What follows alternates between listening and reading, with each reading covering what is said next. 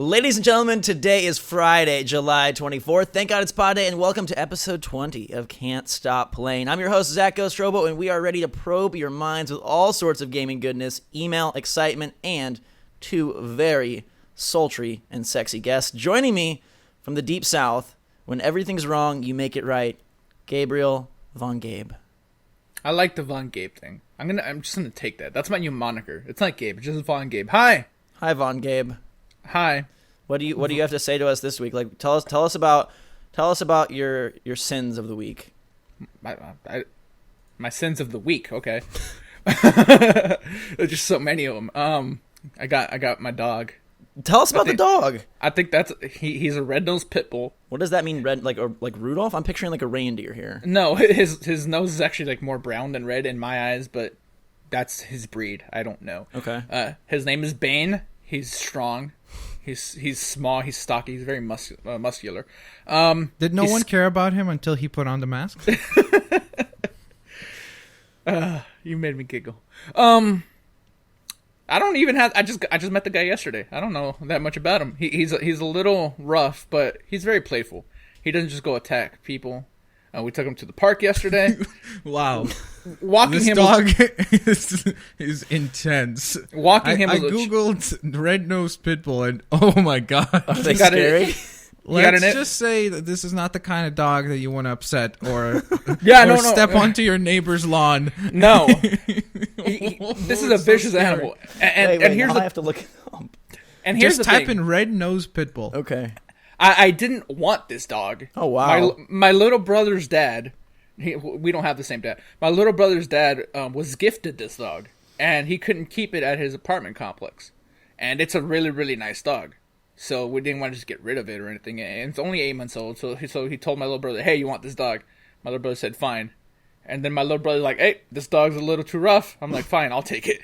And so yeah, now it's just hanging out, as it does. Is this the pose that he makes all the time? Just like ready and waiting? All right, he's an 8-month version of that. Yes, he will be like that pretty much. Oh gosh, that's Do you now see why his name is Bane? That literally looks like a mountain of muscle on 4 legs. Yeah, he's cool. I feel Go ahead. I was gonna say I feel a little out of the loop. We've got 2 superhero shirts. Yeah. I mean, I guess mine is like mine is not much of a superhero. He'll tell you himself. It's Deadpool. Superhero-ish. Half the time, Deadpool fights the good guys. Yeah. Sure. Whoever pays the bigger bills. Is there continuity between the Wolverine Deadpool and the new Deadpool, by the way? No. Even though it's the same actor?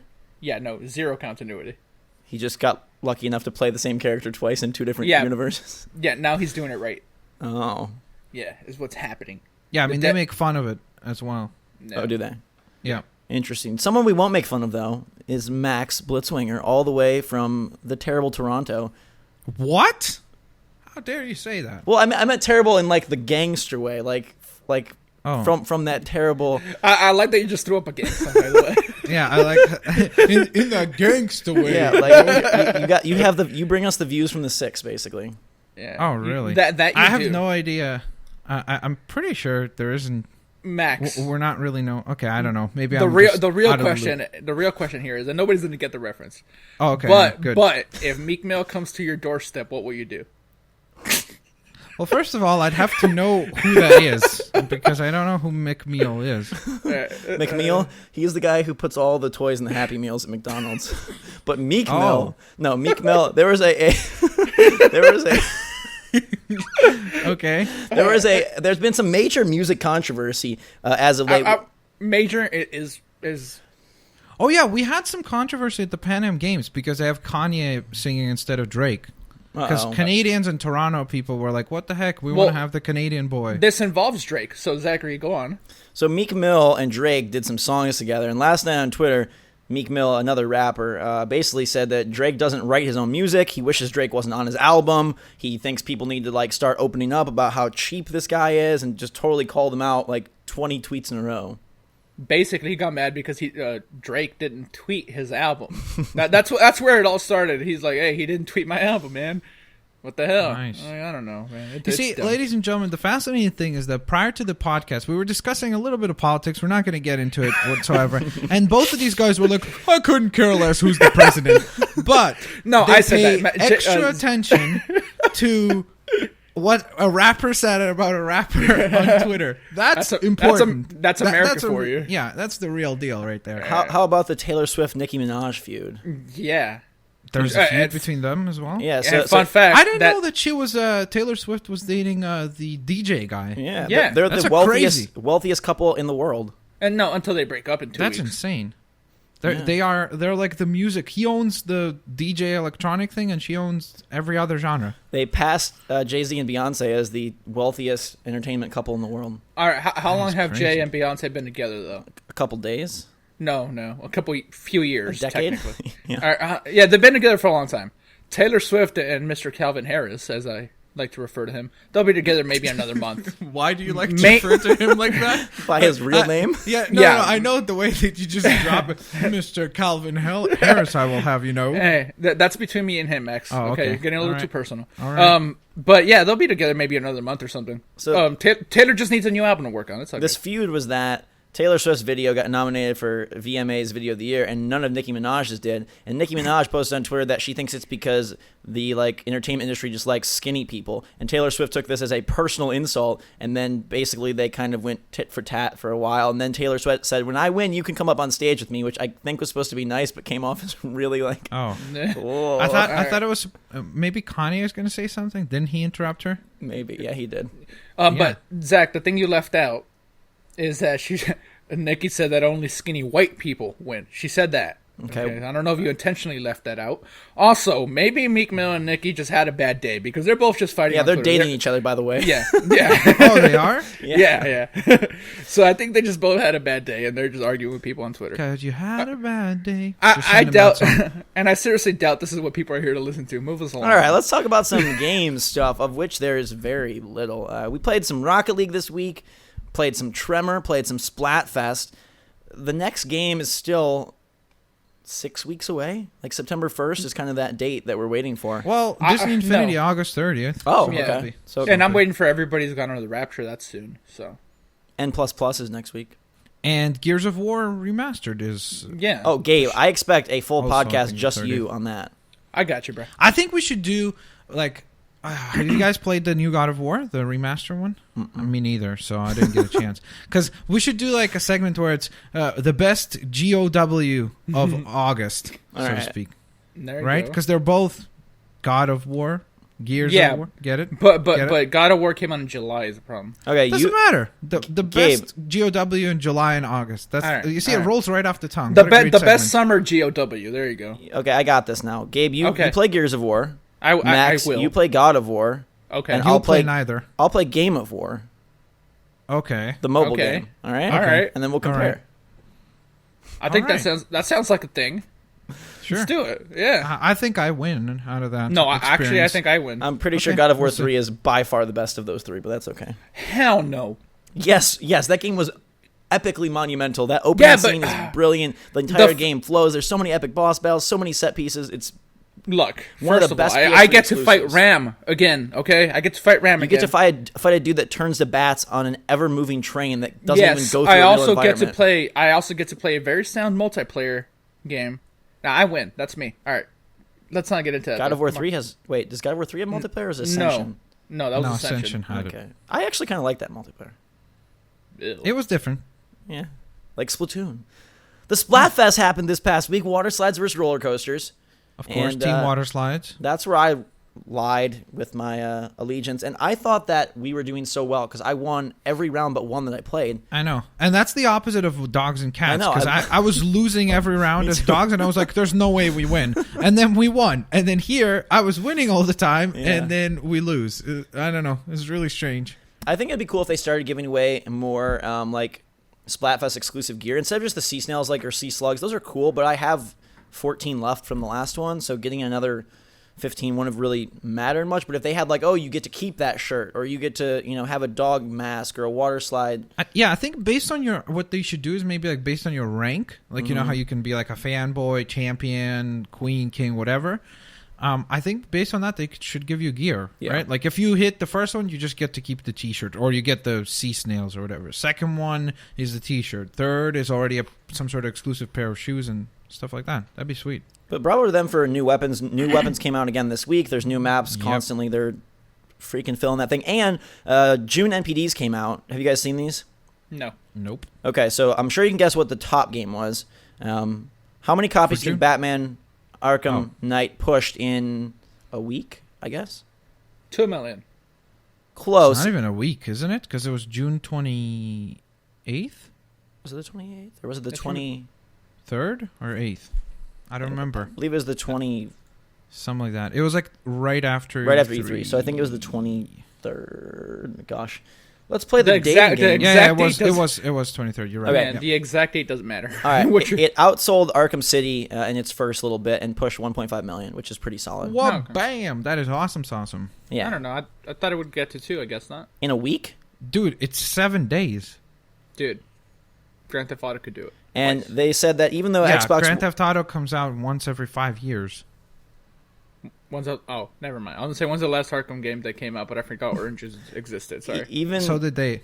even though Xbox One was 51% year-over-year increase because of the bundle sales, apparently those like sold like hotcakes, and PS4 took the month. And impressively, Splatoon for the second month was in the top 5 at number 5, which for a Wii U game is Incredible. pretty incredible. Yeah. Man. So. All right. We know number 1. We know number 5. Fill us in with 2, 3, and 4. Two. Oh, you don't know? I thought you had it in front of you. I believe it was the typical. What do you call it? Minecraft, GTA, Grand Call Theft of Auto. Duty. Yeah, I don't Minecraft? think it was Minecraft, but I don't think Minecraft, Minecraft is is in the top 10 usually. for a platform like specifically. Does that even chart? Oh no. No, I thought you were looking at the overall. Overall, Minecraft usually makes it. Minecraft, GTA, and COD usually are on there. Yeah. FIFA creeps on there sometimes. Yeah. Let's see. Okay, here we go. So number 1 was Batman Arkham Knight. Surprisingly, number 2 was ESO Online or Elder Scrolls Online. People like that I apparently. cannot understand that. 3 was Lego Jurassic. That does come out on like what 1, 2, 3, 4, 5, 20 6, 7 platforms. platforms. Yeah. Witcher 3 was number 4. Wow, still holding strong. Yeah. That's nice. Warner Brothers sales are up 217% year over year for the first 6 months, and they are the Yep. number 1 publisher so far in 2015. Well, dude, Mortal Kombat, The Witcher, The Witcher, and Batman. Yeah. Lego Jurassic, Batman. Pretty strong lineup. Yeah. If you count bundles, Arkham Knight is the best-selling game so far this year. Let's see. So number 4 was Witcher, 5 was Splatoon, 6 Minecraft, 7 GTA 5, 8 Mortal Kombat, which is impressive. Again, that's holding strong for 4 months now. Yeah. NBA 2K15 still, which is a typical entrant, and then Advanced Warfare at number 10. For all that people say about Call of Duty, like, it's not going anywhere. Yeah. Other fun facts, Splatoon is now up to 455,000 units sold, which is, again, considering the Wii U base, I think that's solid. I thought it would be more, but 500K. Didn't they say that they sold 1 million early? Yeah. So that doesn't make sense. Yeah, so I that guess does they not- shipped. that- They I shipped think 1 million, that's but an additional. No. I think they sold 1 million copies. But aren't NPDs only U.S.? Maybe. yes, MPD is Yeah. on the US as far So as maybe like, that's why. So that's why. And then Mario Kart 8 has now passed 2 million in the U.S., I guess. okay. Xbox One, can you guess how many units it sold this month or June? How much did PlayStation sell? Sony does not give the numbers. Oh yeah, they never do. I forgot. They just say, "Oh, we have over 20 Right. million." So I'll say 20,000 just because he said 20. Okay. I don't. They didn't have any bundles, right, or anything special like that for E3. No price cuts, nothing. Nah. Probably 35,000. 297K. Ah, get the hell out of here. They're still next gen consoles are still flying off the shelves. I didn't know they were selling that much, dude. Okay. You That's- got us, Microsoft. Last June they pushed 197K, which theoretically you'd think they'd sell more last June because it was earlier on the cycle, but this year nearly 300,000, which is Well, people are waiting. Weird. Quite I a guess bit. maybe, but it's weird because there's no games or anything. I wouldn't expect like a big spike. But then again, maybe it's it's the summer months. Kids probably ask for the consoles, to have. Batman And stuff Batman like and that. Witcher probably also did Yeah. a little Plus bit. the Maybe. fact that fall is coming, so they want to have it by then. And Halo's coming, Forza's Can you coming. imagine how much PlayStation sold then? Because they outsold them, so Yeah. PlayStation must have done like 300 some, And maybe 400. not to forget the big Nintendo. Their combined course. Wii U 3DS sales are up 20% from last year.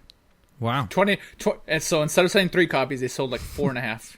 Yeah, and Splatoon, by the way, is 455K in the U.S. alone, so it's definitely Yeah. over 1 million worldwide. Yeah.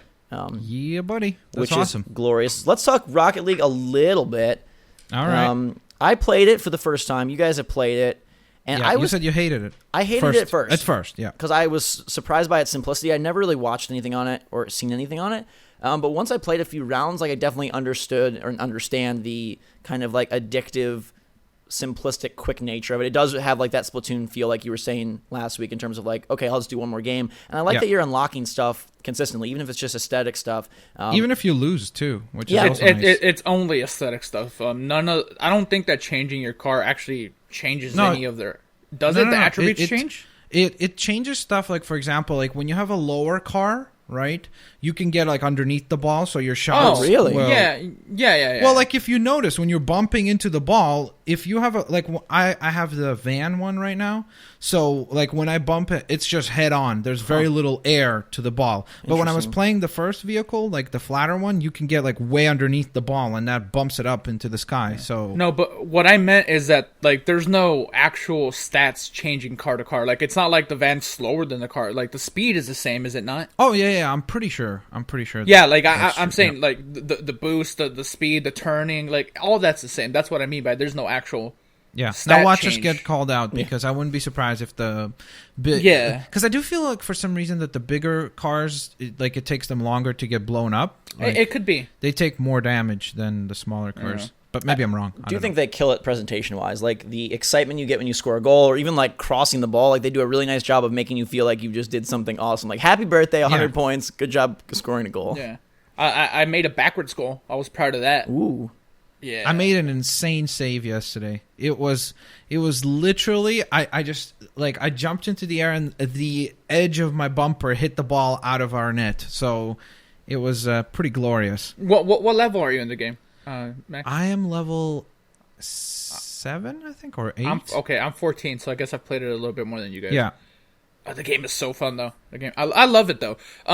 Lucy likes it, and Lucy doesn't really play games. She'll play Mario, she'll play things like that, but she saw me play Rocket League. She's like, "Can I try it?" I said, "Yes, go ahead." I put it against a bot. She had fun, and now she keeps asking me to play it. Yeah, She won't. it's a weird game because it's like what you mentioned, Mario and everything. It's like it's so simple, but as you start playing it, you realize that there's a lot of depth. Like if you want to get really good at it, you can, but at the same time, it's so accessible to just like, here you go. This is how you drive. Put the ball into the net. That's it. Go. Yeah. And You're for done. the love of all that is holy in the world, do not play 4v4. That mode is It's so just chaotic. I mean, it's Yeah. very appropriately called chaos. Yeah. We were playing that on stream last night. I had 7 other people that were watching the stream. They all wanted to jump on. I invited them. We played 4v4. I can't do it. I think 2v2 is the sweet spot. 1v1 is my second favorite. I don't know. 3v3. I love 3 versus 3. That's my favorite. I haven't played it as much. I haven't had a chance I don't know. That's to. the one that I enjoy the most, I think. Yeah. But then again, Okay. 2 versus 2 is the one where you can maintain the most control, it feels like. Yeah. I think why I hated it to start off is because I was doing sort of like the rabid dog strategy of like just chasing the ball everywhere and not doing anything. And then I realized like, oh, you actually have to like stay back and wait and kind of like play positionally as opposed to just like Yeah. mass chaos. You gotta toggle the ball cam. Like I at hate that times. camera. Oh my god. No, so did I at first, but now that I know what to do with it, I like it? I think it's awesome. I do think Rocket League though is the perfect example of what we've talked about over the course of the last couple of weeks of like Rocket League could be like a 9 out of 10 game, but in no way should that 9 equate to the same 9 that I would give Batman Arkham Knight. Like zero way in hell should those be comparable at all.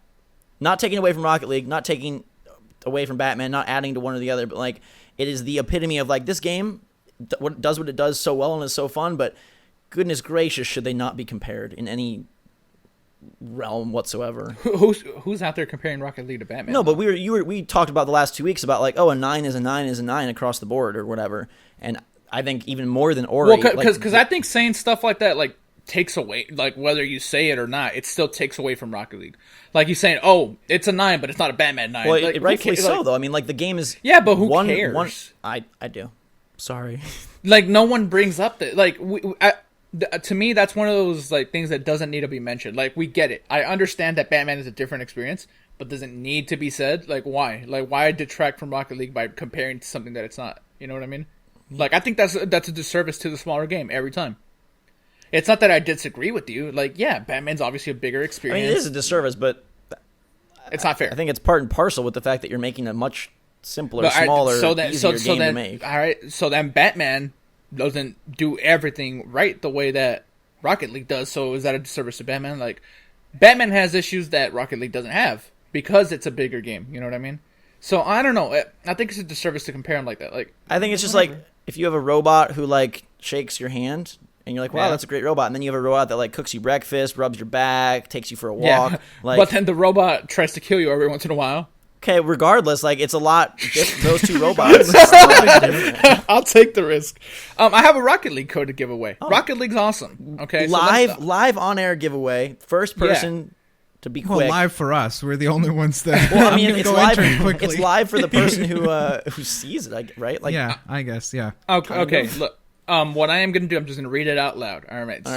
This is for Steam, by the way. I'm sorry, I don't have a PS4 code. D as in dog, F as in Fred, R as in Ram, M as in mobile, 5, Z as in zebra, T as in tiger, 8, 9, A as in apple, P as in pony, M as in Montana, 0, M as in Montana, T as in tiger. There you go. That is Rocket League on Steam. The game is so fun. It's crossplay. Like, when you're playing Rocket League, you're also playing with PC players. If you're playing on PS4, yeah, weird. You can't party up together, but it's like the same. Oh, it's crossplay like that. That's interesting. I didn't know that. But again, you can't party like if you have it on Steam, you can't party up with people on PS4, but you're still playing against them. So fun stuff. What I was going to say about Rocket League is that damn, that's a runaway success. I don't think anybody expected this game to be at the level it is popularity wise. It's constantly like one of the top games being streamed on Twitch. Even when they sent me these codes, I had asked for them like a long time ago. But then they said, oh, like, apologies, like, sorry, like, this is doing a lot better than we thought. Like, we had no clue this was going to happen, but, have some codes, give them away. So, thanks to them for doing that. But I don't think they were ready for the amount of success they have. I think now they're scrambling to get some DLC push going. We'll see. I mean, I don't know. I think that... that game really benefited from streaming and everything like that. Because I remember the few weeks before when it was in beta, a lot of people, like, that's when it gained traction, when a lot of people started streaming it. And then suddenly it was like, whoa, this thing is really fun. And then now everybody's playing it. So it's a good example of, like, the massive YouTuber push as well, because they really were aggressive about getting codes out and getting awareness out. And then it's like, hey, this game's cool. And the PS Plus thing is huge, too. Like, that you could just go... Yeah, it's free. Pick it up for free. Like, with a PlayStation Plus, I think again, I've played very little, but I think some modification to the arena would probably be the best way to, if they were going to do DLC. Like, you mean like add like walls or or terrains just some secondary map or something, that was doing some... Well, there's a lot of maps. They have maps. It's just they're just aesthetically different. I guess I mean... Yeah. You mean like have actual difference? This one has dinosaurs that you have to avoid or something. Yeah, like but that. you wouldn't go put a dinosaur in the middle of a soccer field. Obviously, this is also soccer. wouldn't put cars in an exploding. No, I know, but I think this is as far as that goes. I think that's actually a good idea. I would love to have like some random stuff. Like, here's the Jurassic World themed one, and you have an Indominus Rex like strolling across the middle. Yeah, I mean, all this becomes licensing issues, right? But well, I mean, like, you don't have to call it the Jurassic World. Like, how cool would it be to drive the Batmobile? Like, you could do T-Rex. Oh, that would be cool if they co-promote together like that. Yeah. You would probably want to drive the drill, wouldn't you? Yes. I love that. I love that game so much. I seriously, like, I hate saying this because... Is that your game of the year? Yeah, it betrays my better loves, but... Evolve and Splatoon have become the side bay all of a sudden, and now Batman is my main crush. I love that game so much. I'm happy for you. I'm glad you like it so much. I really do. And it always sounds like I don't like the game. I like the game a lot too. It's just you have a lot of deep seated anger with it though, for some odd reason. No, I don't have anger for the game. I have anger for people's like love of the game, which is something that he always criticizes. Yeah, I know. I was gonna say that. I like what it's not a perfect game, so stop calling it that. Is my only thing. That's it. No game is perfect by that virtue. I know. No, exactly. So stop calling this one perfect just because it's Batman. That's my only point. Have you seen the perfect trailer for Pixar's The Good Dinosaur, though? No. It is pretty good. Oh, man. I literally was tearing up I'm not afraid to say that like the feels got to me with like classic Pixar, crazy world, cool characters, and the animation of like obviously the dinos and like the cave people don't look 100% realistic, but the environments are like insanely. They're definitely stepping their game up. Wow. I think their last, like, with Inside Out and this, I think they're back to the right track. Very good. Let's get on the email track. It's early this week, but there's not a whole lot going on. And we're going to start off with a somber one. We'll pick back up. This is from our good friend Hansi. He's written in before, and he asked us to keep him in our thoughts with his health condition. But he has a question for us this week saying that, unfortunately, guys, my condition has progressively worsened, and I now face the dilemma of whether or not to tell my friends. If they were to know, I fear that my presence would dampen everybody's spirits or cause them to worry and stress too much, which I don't want. Alternatively, I feel like I should tell them so they're more aware of the situation. What do you think I should do? Furthermore, I'd like to take this opportunity to say how much I appreciate you guys have done, even if it's only for a brief moment. Your podcast allowed me to escape the troubles of my world, and for that, I can't thank you enough. Yours in good spirit, Hansi. First of all, so sorry about your health issues. Second of all, because we've gotten like deep all of a sudden with these past 2 weeks, like relationships and life queries, I thought it would be like if you have some like terrible thing going on, Tell us all about it. well, no. I mean, is he right on the money of like withholding that information? Yeah, from people. I don't know, man. That just that's a personality thing. I think because I think I would be the type to not mention it really, and it depends on how do you feel like because whenever we as people have like these dilemmas, right? Oh, should I do or this or that? Like deep down, we know what we want. Like because the first thing that pops into your head, that's what you actually want. Like, but it's uncomfortable. So if you feel like, hey, you want to tell your friends about it and make them aware of it, then do it. Like I know it's gonna suck or whatever. And maybe that's not what you want, so keep it a secret. Like, don't feel, like, guilty either way.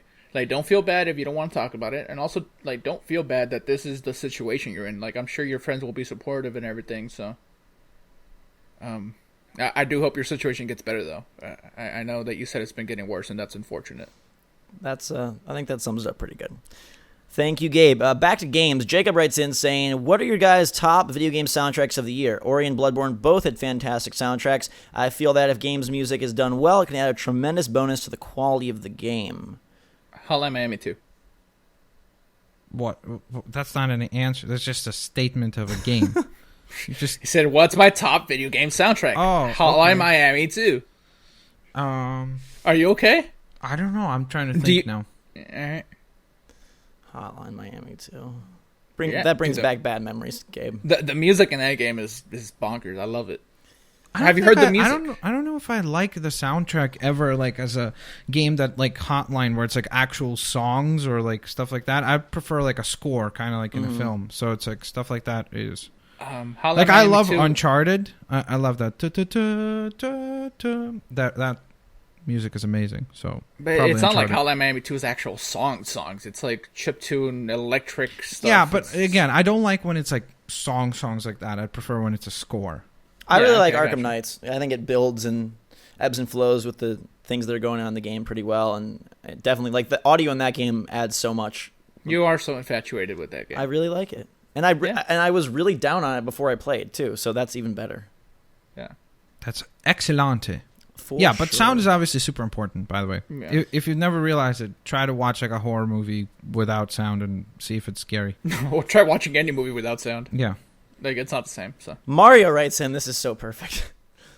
Mario do you guys know where Peach is at? Mario writes in, and he has a really interesting job. He is a safety coordinator, which I think is awesome. But okay. he has a Nintendo question. What does that mean? A safety coordinator? He coordinates safety, Max. I don't want to read the business because I feel like that'd be giving too much info. But I picture him like making like just monitoring everyone, making sure like all the equipment's running like according to schedule and according to code, and keeping everybody very safe. Okay. And like, fair enough. If someone like keeping everybody very safe. If someone he just walks around people, like as soon as somebody stands up in the office, he's got like pillows around them. He's like, "Careful, sir. Careful. Like, careful." Someone falls into the fax machine, he like saves them before they get sent to a different area code. Yeah. He says, looking at the business side of things, do you think that Iwata's death will affect Nintendo's future? Predict if things will get better, worse, or stay the same for Nintendo. From Mario himself. Mario just doesn't know what's happening. He's worried. I would be concerned too if I was Mario. Like, how many more games will I get? Mario, you'll still get plenty of games. Don't you worry, buddy. Yeah, I don't know. I think it'll be more. It's kind of too soon, and I don't know. I wouldn't know. Like, we would have to know way more about who's taking over. What's the? I don't think what it'll philosophy affect their, do they have and stuff like that. I don't really think it's going to affect their overall. Yeah, they've maintained sort of the same general strategy for so long that it's not. I don't think all of a sudden they'd be like, "Guess what? Grand Theft Auto 6 coming to Wii and X or whatever." Exclusive, yeah. Again, because you also have to remember this is like there are really, really, really, really very few companies in this world that are run by the president solely. Right. It's like when you're a corporation and you're a multinational corporation at that scale, there's so many people that have their voice before the final decision is made that very rarely is it one person. Like, you know, of most recent times, it's probably like Elon Musk and Steve Jobs and those kind of guys that have had like a lot of control. But even them, I'm sure it's still a back and forth with the rest of the shareholders, board, and so on and so forth. So I think it'd be pretty cool if Reggie took over and was like, "Our next game is Death Mario. Things are getting gritty," and like all of a sudden Nintendo just took this incredibly dark turn and like got all sorts of insane. Speaking of darkness, Dylan writes in saying, "Greetings, Zach, Gabe, and Max. My name is Dylan. My question is about M-rated games." I'm going to sort of summarize what he says because it gets pretty lengthy. He talks about how he's not allowed to play M-rated games if they have humans, but if all the people were replaced with robots, then his parents would let him play the game. And what he doesn't understand is that all of it is computer-generated and fake, so why does it matter whether they're robots spewing sparks and fake blood or humans spewing real blood? Is there any advice that you can give me to be able to play more mature-rated games? Talk to your parents. Like, tell that to your parents. Be like, dude, what's the difference? Like, I know this isn't real. It's all fake. Like, go tell your parents that, man. Yeah, because it sounds like you have a pretty sensible approach to it, so that's already a good start about things. But I don't know. Yeah, it's a good point about that kind of stuff. Sit your parents down. Tell them what you think about the upcoming election. I'm assuming you're in the United States. Tell them that Donald Trump is being a person on Twitter. I don't even know where I'm going with this anymore. So just show your parents that you can handle it is basically what I'm trying to say, but I don't know. Or just enjoy the robots and save the humans. That was the most awkward answer we've ever had on the podcast. Wait, okay. So, I love how Zach tried to like bury it quickly with something else, but I'm like, what? I have a question. That was almost as bad as Gabe's pull the girl's hair comment from last week. Yeah. Hey, I got to get one of these in each week. So is he allowed to play Gears of War? Because it's not robots, but it's also not humans. But there's like crazy gore. Yeah, probably They're not. aliens. I'm gonna guess probably not. Okay. Probably not. I don't know. I mean, again, it's weird because if your parents don't feel like it's appropriate for you, then whatever. I guess it's just not appropriate. You're gonna have to sit tight. Mark writes in, guys, I'm going to bring you an SAT-style English question this week. Whoa. All right. Here we go. So I've never had to do them, so I don't know what to expect. Scott is to Nintendo, as Gabe is to blank, as Max is to blank, as Zach is to blank. Fill in the blank. Love, Mark. Zach is to evolve. No, Scott hates Nintendo. No, Scott hates Nintendo. Oh, wow. Okay. Well, we know how Gabe did on the SATs. Hey. There goes the solution there. I honestly blanked out when you said... Oh, wait, dude, can you Max, repeat the question? Max, since you don't know, like, analogies in the vocab section of the SAT are the hardest part because they'll be like, you know, I'm going to keep it really simple, but it'll be something like... Like double negatives and like stuff? Like, insidious as to, you know, whatever, as blank is to blank, but if you don't know the first word, like, you have no... You're lost, even, you can't even begin. So those are the ones dude, that are I've had those problems, trust me, because it becomes very challenging when English is not your first language. Yeah. Trust me. Because when I used to do math questions, and I'd be like, I don't know what it means, and I just, like, assume stuff, and then I solve it, and then she's like, what were you doing? And she just explains it to me, my teacher, and then I solve it right in front of her, all correctly, and she's like, okay, I have to give you the mark for that. You know how to do it. So... I don't know. Let's see. I don't know if I hate any company. Or what are you, like, really, like, blindly like just negative towards? Yeah.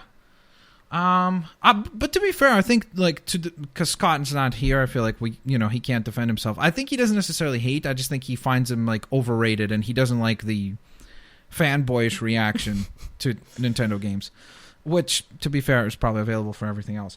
I probably GTA. That's the one that I'm like I've never like since Vice City, I've never found any of those games to be like, oh my god, that's crazy. So probably I'll go with Assassin's Creed. That's a good one too. Yeah, I think GTA for me probably. Sorry, I felt or the hype around these stupid remakes, or new versions of Final Fantasy and all that. Final Fantasy 7. Final Fantasy Don't 7. you say There it. you go. All right. Zach has to get that in every week as well. All right, this is a cool letter. This is from Sitting Duck Games again, with an explanation of why his email is Sitting Duck Games. Hello there, Mr. Okay. Milkbag, indie fanboy, and Floyd Mayweather. I don't know why I'm Floyd Mayweather. I'm really not. Because of your punch. Right, okay. My name is Brendan, and I'm also known as the only person still playing Brink. Wow, that's amazing. You should make business cards whenever like you have like business cards. Put that on the bottom, like in a tiny little writing. I figured to clarify one thing. Why is my email Sitting Duck Games? I just want to say I do not like sitting on ducks. I do not get my kicks watching YouTube videos of ducks sitting down either. It's just my way of saying that I like playing games that may be overlooked by the public. And I have played the legendary Claw, so we know he's legit. So we know he loves Evolve. Probably. Instead of an opinion, I'm going to share a story with you fine fellas about why I play video games. About 10 years ago, my 5-year-old brother broke his arm. We never really got along, and we even argued after his surgery about who got to use the Where's Waldo book. That's when the nurse came in and asked if there was anything she should get for my brother and me, and he said video games. The nurse said she could see what she could do, and a little bit later brought in a GameCube. There were 2 controllers, and we both sat there and played Super Smash Bros. Melee for hours. During that time, we didn't fight, and we just played together and had a great time. That moment was when I realized that video games created a special bond between my brother and I that just made it impossible to argue. Video games have actually brought me and my brother closer together, and I feel like they can really build a strong relationship between people that may be hard to create in any other situation. My question to the 3 of you is this: do you have any experience like this? If not, do you feel that there are games that you got emotionally attached to, or attached to because of another person? If so, which one? Stay classy and game on. First of all, I'm surprised that he didn't break his brother's other arm while playing Smash Bros. Yeah, I know. That's not the most, like, when you think of that game, there's a lot of situations where that causes the arm break. So, a little surprising. But, games-wise, yeah. Emotionally attached. I mean, me and my brother definitely played a lot of couch Zach co-op can definitely probably when I was little. And my favorite story is that when I lived in California, so I was in high school, especially like early days of high school, like freshman, sophomore year. So I was like 14, 15, 16. Jake was like 9, 10, 11. And we would have almost daily Super Mario baseball battles on the GameCube. Or sometimes we play Mario Kart Double Dash. I won like 95% of the time, but the 5% of the time where I did lose like drove me absolutely crazy. And speaking of punches, I would like, not with the intent to hurt, but like chase Jake around the house, punching him. And we played up in a loft, and so he would, as soon as he would win, he'd drop his controller and sprint down the stairs, even if I wasn't mad. Jake said this at E3. He was talking about something super similar. Maybe Jake let you win 95% of the time because he was like, listen, no, I'm not interested in getting punched today. Jake admits that Zach is better than him at games. He admitted that, yeah. I think. Yeah, that's because Zach told him on the flight. He's like, listen, if you don't say that I'm better. Look, Max, I'm sorry, Zach, but Zach's punch isn't something you're going to be afraid of for the most part. I never hurt Jake. Like, never tried to hurt him. It was just more of like, even if you tried to, I don't know if you could. Sometimes I would go with a pinch instead of a punch because that was like sort of my style. You ever pulled like the back of his like hair? No, like that. Really no, that hurts. would be pretty mean. The pinch puncher. That'll be your the punch puncher. Yeah, there you go. But yeah, I definitely, like, with both my younger brothers, we definitely had a lot of, and my dad, like, man, when I was really young with an NES, me and my dad would play Felix the Cat, Teenage Mutant Ninja Turtles, the Flintstones game, wrestling for NES, quite a few, and that was like really good bonding time for sure. Yeah, I don't have any siblings, so for me, I can't like quote brothers or anything like that. I have a lot of friends that we bonded over some wrestling games. I remember Digimon World 2, which is an obscure one, but there you go. And then also, I forget the name, Dragon Ball Z Budokai, I think it was called. Mm-hmm. I'm pretty sure that's what it was. That one we played for hours, like, taking turns and then fighting each other and stuff like that. So that's another game that would be up there. And then the oddball one, which was actually with family members, there was... I got Yoshi's Island, I think it was. The one where Mario would cry when Yoshi gets hit. Right? Yeah, that was Yoshi's Island. So with that one, my aunts got addicted to it. So She had to send her to Yoshi rehab. dude, I literally I would wake up and they would already be playing it. Oh my gosh. And they would force me to like take turns. They wouldn't let me play on like my own system and my own games. They would be like, no, that's it. You lost, my turn. And one of my aunts, she was so good. She would play, like her turns would be like an hour and a half long. I'd have to go like do some other things and then come back, and then she'd be like, okay, now it's your turn. So Aw. And your turn lasts 10 minutes. yeah, I'd play for like 5 to 10 minutes and I'm dead. And she's like, oh, too bad, my turn again. So, she'd That's make like a awesome. cup of coffee and get to work again. Yeah, my brother, he's 15, so 10-year age difference. So we didn't play a lot of games together growing up. I played with a couple of cousins. We played a lot of Tony Hawk Pro Skater 2 as well. We played a lot of GoldenEye on the Nintendo 64. But I wouldn't say like I've really bonded with anyone over video games. It's for me, it's always been more of a solo thing. I like playing video games alone. I don't take it to the extent that some other people do. I still like multiplayer games, but just growing up, I like I said, no brother or sisters that are my age, so I was always just solo. Maybe you I feel, can. like, I feel like we need to edit like some sad music in right now, and then he just goes into this monologue, slowly with like one tear rolling down his cheek. I never bonded with anyone. Just more of a solo. I was affair. never able to connect. And then somebody walks in with a hand full of Gorilla Glue and just like slaps him, and Yeah. there you go. You've been bonded. There you go. There you go. All right, Kyle writes in with one of my favorite emails of the week. Dear Can't Stop Playing crew, as someone with a background in psychology, the ketchup issue Okay. sounds like more than just a general dislike. I can think The of what, plenty sorry? of The ketchup what? the ketchup Sorry? issue sounds like more ketchup, than okay, just yeah. a general dislike. I can think of plenty of foods I dislike, but to say I don't want to be in the same room as a ketchup bottle, as on the last episode, is definitely a phobia, plain and simple. Gabe insists he's not afraid of ketchup, while at the same time exhibiting clear symptoms of an irrational fear, aka a phobia, directly contradicting his words. He gets disgusted when people talk about it. He becomes irate easily when the subject is brought up. At the same time, I'm really tired of all this ketchup talk. It's really boring. Please move on. He says as he writes it says up. About it. He's like, listen, guys, I want you to talk about it once more, but please stop talking about it. Okay? So, Gabe, you've been Look. diagnosed. So, All right, Gabe, here's yeah, the- you all have a right. phobia. A phobia Here's is clearly, by definition, a fear. Okay, here's a few things. Okay. Okay, a few. Like I think I do a very terrible job of describing the way I feel about ketchup. oh! No. Here we go. Ladies and gentlemen, for those of you that are only listening to the audio version, I will Gabe, how does narrate this make it, you feel right now? As Mr. Get the hell outta Ghost here with has that. just introduced All right, a bottle and- of organic God. ketchup. Organic, Zachary, why? of course. Gabe, tell us about how you're not afraid of this. No, I'm not afraid. You're not no, afraid. I can look. All I right. will Zach, stare put at some it. on your finger. God, that is so. No, if you do that, I will fucking stand up and leave. Don't you? So my you're saying you don't God. have a phobia? Look. I can't even Gabe, look at that. It's dripping out of the bottle. Oh, look, Gabe's about to puke. I can't hear you. I can hear you through my eyeballs. No fear here, guys and girls. No, fear it's here. not fear. Here, let me fucking Well, explain. well, You're making me cuss down. Clearly, Gabe has a No phobia. fear. No fear. No. It's not fear. It's not fear. It's not fear. Here Oh, we go. okay. What is it? All right, look. I'm around ketchup, not often, but often enough that where I can see the stupid bottle. It's gross as shit. Dude, you couldn't keep looking at it right now when he was dripping it. What do you mean? No, because that's so gross. Yeah, but he's not afraid. No fear. It's not. It's just I don't want to throw up. Is what it is. It's not right. fear. Right. You don't want to throw up. Because that's normal. I text Zach. Gabe, are yesterday. you going through like those 7 stages of like acceptance Denial, or whatever? yeah. Right? Like you go. No, denial. yesterday I was streaming, and this becomes a thing, and I don't even bring up ketchup. As you can see, it was Okay. brought up by someone, so I talk about it. Somebody named Monster Ketchup followed me on Twitch last night. Did you start I'm like, just like gagging? No. On Dry stream? heaving. Yeah. I was playing Rocket League at the time.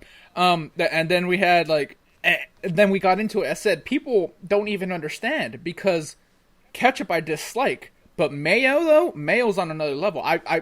And mayo just that's Great. the worst. That's worse than ketchup? Wait, so you just Mayo- were you the one that sent this email in? You were like, "Listen, we're done with the ketchup stuff. We're moving on to my real phobia." No. Mayo. Zach, do you have organic mayo, please? I do. These aren't phobias because I'm not afraid of any of this shit. It's just super gross. Not- Move not off afraid. of it. All right, Gabe's not Listen- afraid. Listen to this super. That is smart our guy. Get that off is of our it. first podcast Can't Stop Playing highlight right there. That's so gross. Christian writes in directly responding to Gabe saying, Gabe, I strongly disagree with your opinion on the Batgirl DLC being a ripoff. I completed the story in about 1.5 hours, and once I completed it, I spent another hour hunting for collectibles. There's 4 audio logs to find which describe the story behind the amusement park where the DLC takes place, which is fun. Once you play the 4 fun amusement park games that reveal the audio log, a secret room is now available to open with the final audio log. Anyways, still love you guys. From Christian. Christian, that's cool and all, but you're like one person to tell me it took him an But hour. you're wrong, Christian. No, he's not even wrong. I haven't played it. Oh. I can't talk Well, about this it is what I said last week, remember? Like I said that there's going to be people that love the DLC and they have no problems with it. So that's the problem. It's like it's so still subjective. But I think it is fair to argument and to argue the point of how much value is there. And again, value is... I don't think there's So very little. I subjective, finished it this week in about 45 minutes, and then Yeah. it's like there's a cool ending cutscene, and that's to me the best part of the DLC is like at least they went full on with the production of the cutscenes. But after that, it's sort of like it's not like then you can use Batgirl in the main game or anything. It just drops you back, and sure you can still play around in it or whatever, which I guess adds a little bit of value. And like there's a bumper car game where you're moving the bumper cars to unlock an audio log, which is kind of cool, but it does feel still sort of half baked for. That ketchup was so fucking gross. I hate you. No. All right. So let's say I've talked to 10 people about it, right? Yeah. You're the only one that says that they played like an hour and a half. Like, I think you're like the rare exception here. I think everybody else is like a quick one and done thing. It's 4 audio logs, like 4. Like, think of that number. Speaking of that's rare, we have a interesting fan writing in. Spinning Mantis writes in saying, "Greetings, fellas. I'm 42 years old and still play semi-pro sports, so it's always good to hear about other gamers who like to get out and play in real life too. I had some really unhealthy years from 25 to 35 where all I did was game and drink way too much soda, but now I feel so much better physically and feel that I enjoy my gaming time even more because I get outside. I know Gabe and Zach like basketball and football. What are Max's hobbies outside of gaming?" Football, but actual football. The right football? Like the right foot, where they use their feet. That's say the word. Say the word. What? Footy? What? Soccer. No. That's okay. It's literally the only country in the world that calls it that. Everyone else calls it football. So, and I acknowledge the fact that we're wrong for that. Yeah. Plus, honestly, you barely use your feet in American football. It's like it should be called handball or something like that, or spiral ball, or I don't know. Spiral ball. Periscope. That's what they should call it. That'd be perfect. But yeah, that's the only other sport that I like. I've tried to get into hockey because, Canada. Right. So, plus I roller skate, so it's like I could play it on the street, like street hockey. And stuff. You roller skate? Yeah. With your Not with your rollerblade. dog? Well, Not- yeah, rollerblade. Sorry. Okay, It's I was just- gonna say, are you on those 4 wheels? If you are, No. okay. Max has the whole ensemble outfit with 4 wheels, power skating down the street. That's what I was imagining.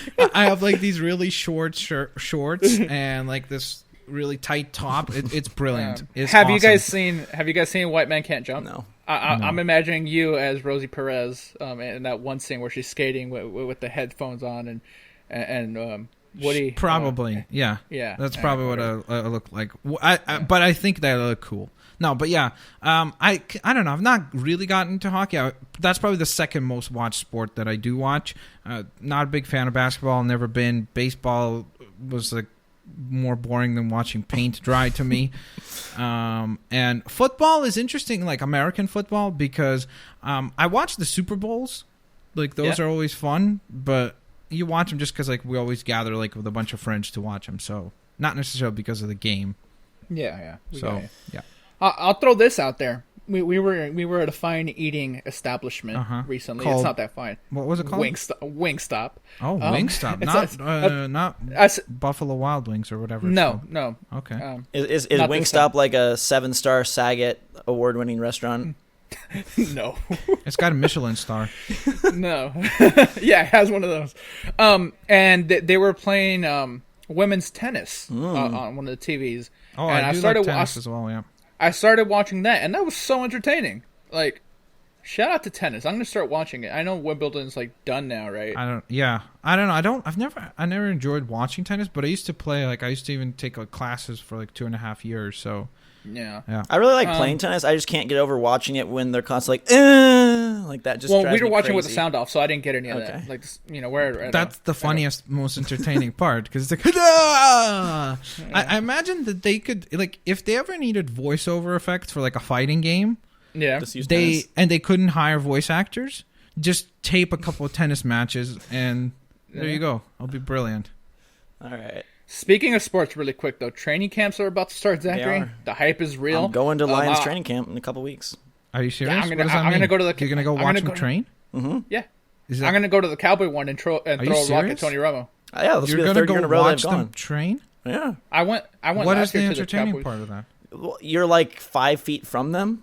I don't know. It's interesting. It's outside. My best friend, one of my best It's friends, outside. lives in Michigan. That makes it sound sad. I can It's go outside. out. No, but like it's a nice thing. Like it's a nice day. Get to watch your favorite do players. they play like, the game, or Yeah, do they they do, just like- literally like lift weights? no. or something? It's like full on drills, like 7-on-7, or like kicking, or like so they'll play like a scrimmage mini- type stuff. Oh, okay, yeah. okay, that's good. Because I thought it was And literally just them like lifting No. weights.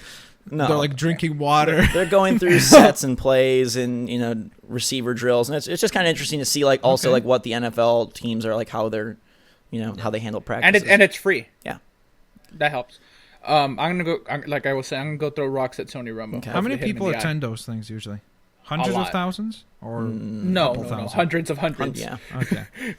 Antonio writes in with a bunch of questions, but they're all pretty on point, including a paragraph solely for Gabe. Gabe, you're just getting a lot of love A lately. lot of love this week. Yeah. I love everyone. I love you guys. You Antonio's guys love is my a little bit fear. unique, but he says, "Hey guys, first off, he wants to know if any of you are excited for the Killing Joke Batman animated movie that was announced at Comic-Con. I'm not even aware of this, so Not if they remove the Barbara stuff. If they somehow take that off because everyone's sensitive these days, then Dude, they can't take that out. That's like a key Yeah, that's what I'm component. saying. That's what the story sits on. Exactly. The killing part of the Killing Joke is that. So Very very quick tangent here. Joker related. Mm-hmm. Did you hear that rumor that supposedly the Joker in Suicide Squad is Jason Todd? what? yeah. That would make no freaking sense, right? Tell me I'm not crazy. The reason why some people are hinting at it is because he has the J on the face and everything. Kind of like they even hinted in Arkham Knight. Remember when he put Brands him, yeah. brands him with the J? So the idea there is that Joker drives Jason Todd to madness, and that it's him that massacres that suit. Remember, because like you see Bruce Wayne looking at the Robin suit, so it's like he himself did that. So yeah, That's I really hope they interesting. don't do that. Yeah, but okay, go. So first, he makes a good point saying that he really loved the Batgirl DLC again, and he thinks that $8 for an hour and a half is a great value considering how much movies cost and what you get out of that, especially since he can drop back in and play, which I thought was like an interesting thing to think about. I know games like maybe we treat differently because you're used to getting 20 hours or whatever, but in theory, like, yeah, 8 hours or $8 for an hour and a half isn't. Yeah. But what if it's not an hour and a half? Because for like, most people it is. It's Yeah. a fair equivalent type thing, right? So And I think the whole you can jump back in thing is total bullshit because you can jump back into anything. Yeah. Any game you could jump back into. Like I don't think that like adds value. And here comes the love. Now on to go. Gabe and Batman Arkham Knight. This paragraph is basically bashing on Gabe. Yeah, oh, go ahead. the No, that's love. what he says. Okay. All right. Gabe, I have seen your walkthrough of Batman on YouTube, and all I gotta say is, bro, where are your Fast and Furious skills at? Every time you picked to attempt to stop the militia lieutenants, it was an interesting car chase. Those lieutenants must read minds, because most of the time, the lieutenants would make a turn, and you would go the exact other way. There was even this one time the lieutenant made a hard left turn around this building, and here comes Gabe. Gabe makes a hard left and goes straight into the building. Bro, what is up with your driving skills of the Batmobile? No wonder you don't like it.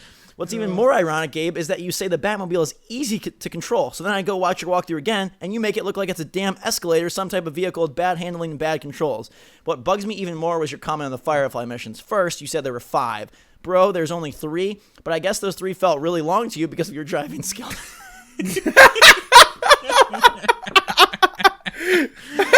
Gabe, I'm done bashing you. I love your videos and love your discussions on the podcast. Okay. Thanks a lot, guys. All right. So, I never Gabe- said my driving's great. Your driving doesn't need to be great with the Batmobile because you can run over everything. So F your like perfect drive. I don't need to do perfect turns with the Batmobile. Get out of here with that. And I love you too, by the way. I don't mean any of this like in any like aggressive way.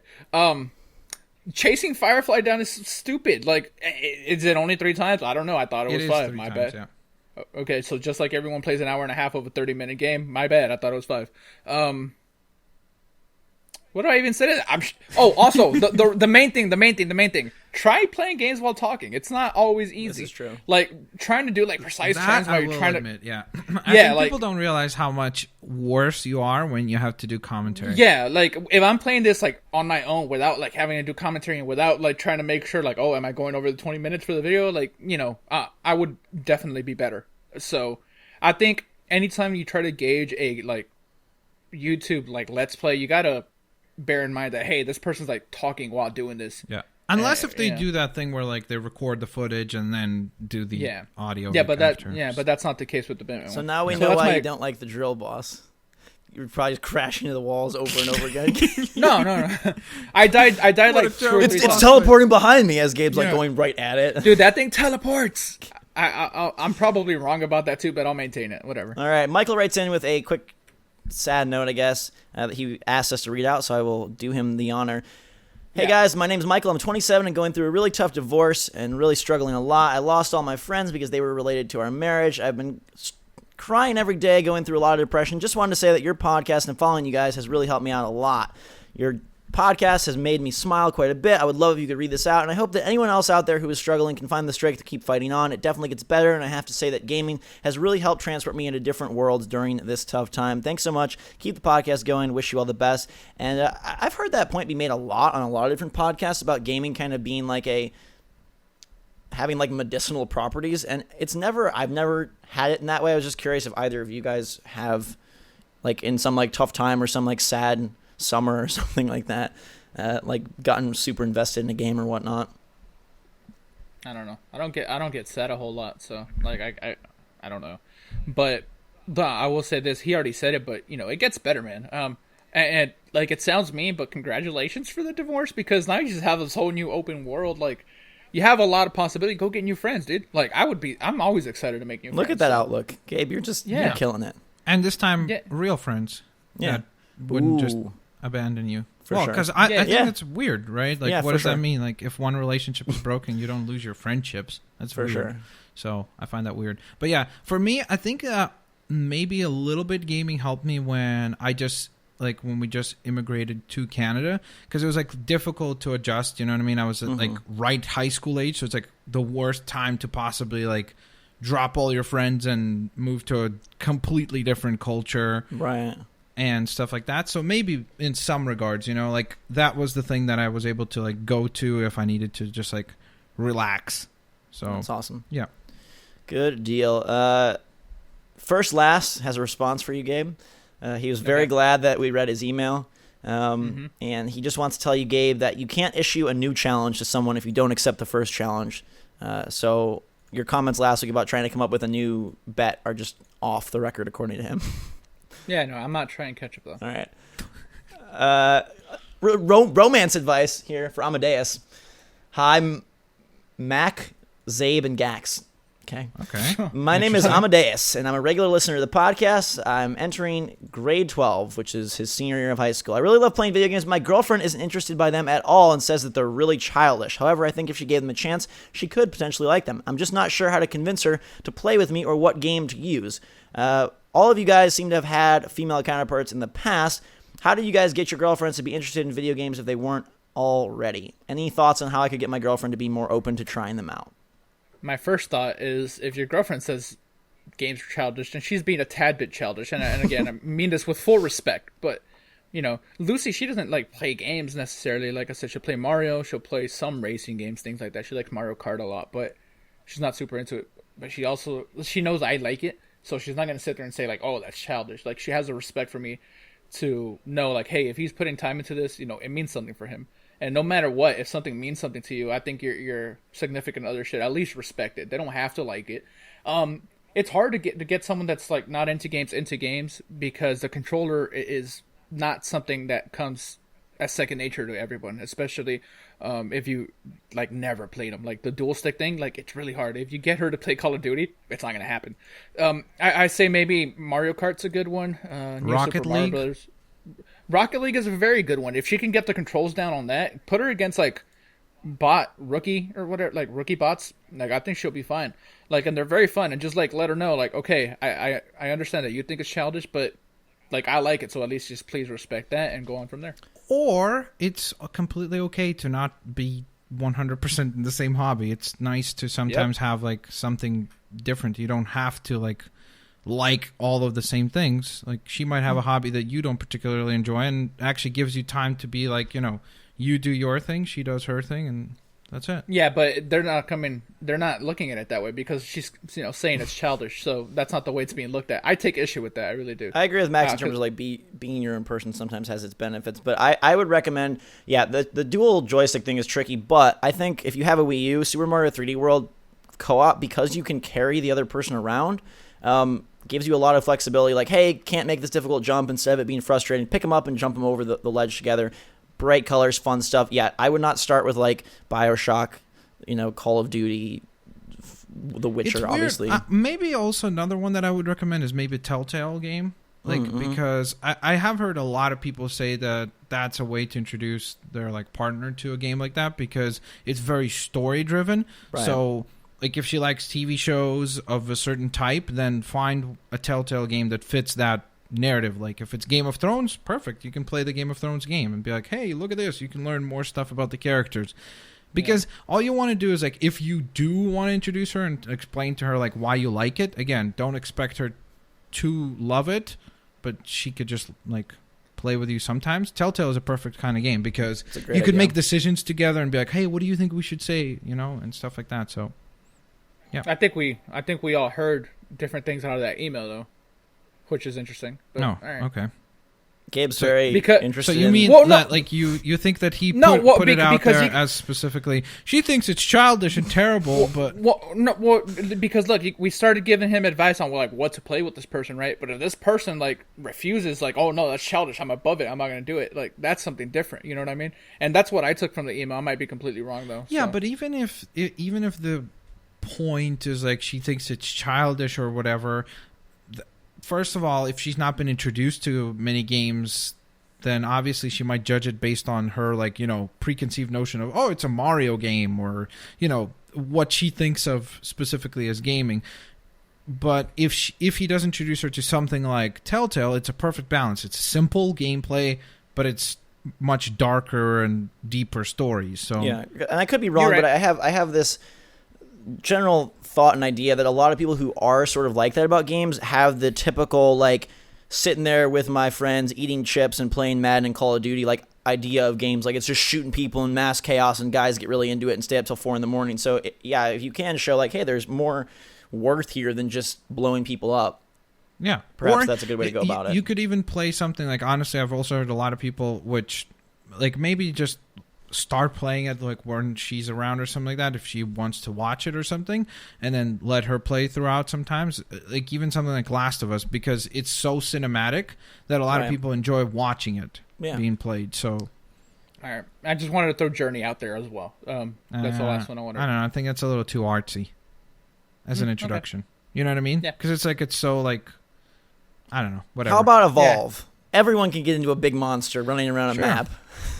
Yeah, if you want to make sure that she never plays any other games again. Rude.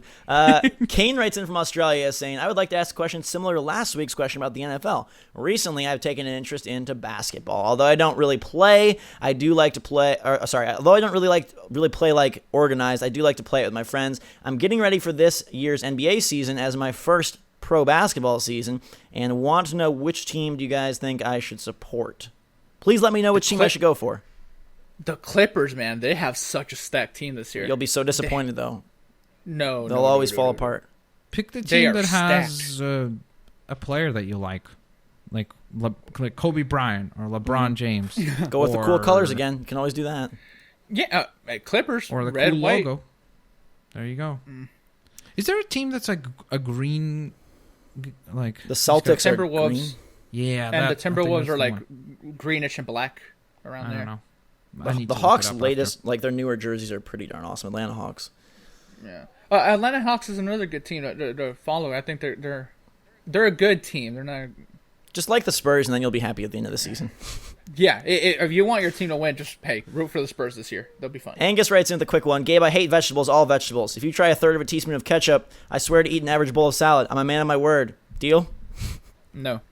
Okay. Next email.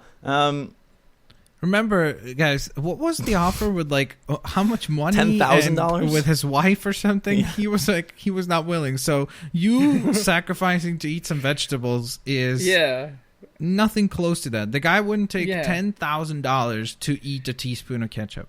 Yeah, I'm not doing it. That's crazy. I know, I understand that it's crazy, but is there anything that you're like grossed out like over? Yeah, like a lot of stuff. I don't like a lot of seafood, but if somebody said, "Hey, eat a piece of sushi for $10,000," sure. I don't know. Maybe I'm just weird. I mean, I know I'm weird. That's not a maybe. I would But probably whatever. eat something way grosser for $10K. Like, I'm talking like borderline like vomitus. So you would eat a live spider? For $10,000, yes, probably. As long as it's not Get outta poisonous. here. No, it's not Okay, poisonous. I can just swallow it with water, then sure. 10,000? Yeah. I'm okay. All right. Gabe was like, "Nope, I'm good."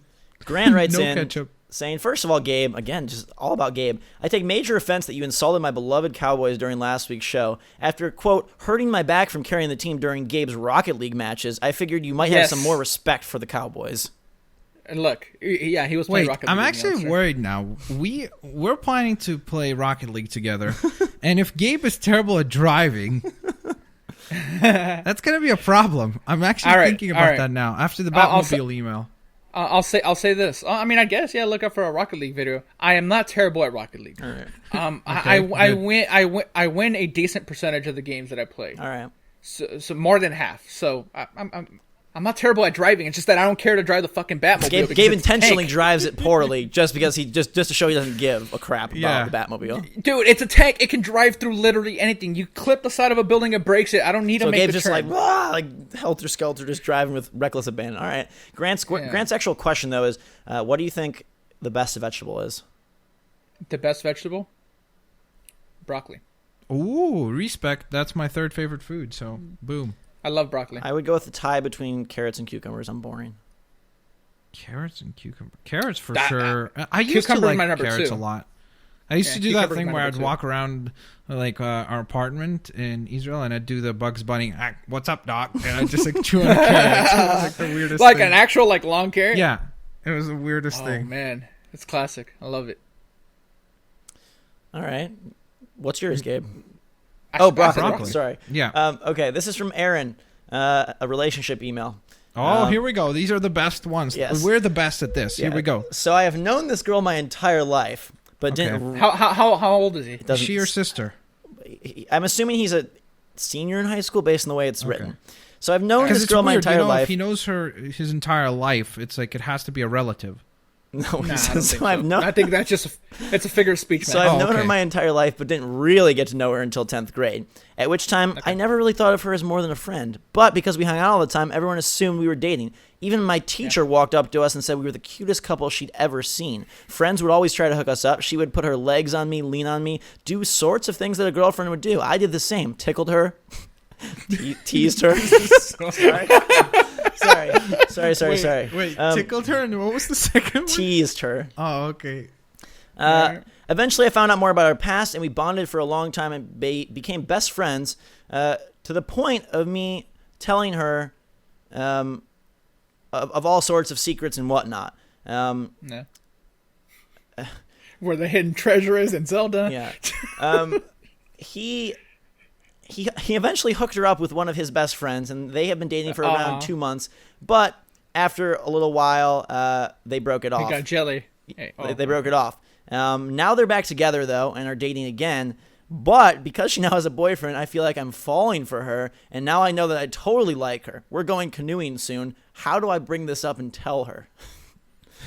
Put her on the canoe. Take away her pedal and be like, "I love you. Do you love me?" And if she does not, you get out of there.